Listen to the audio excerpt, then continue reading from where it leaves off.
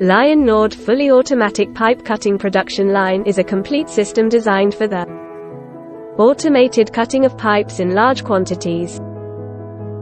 The system is typically composed of a set of specialized machines that work together to form an efficient pipe cutting solution.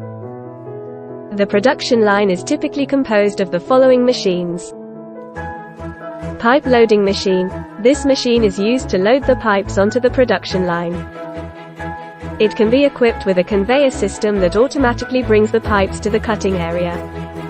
Pipe feeding machine. This machine is used to feed the pipes into the cutting area.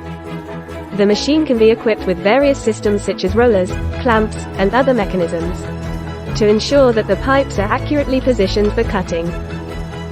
Pipe end facing machine. This machine is used for facing the ends of pipes before they are cut.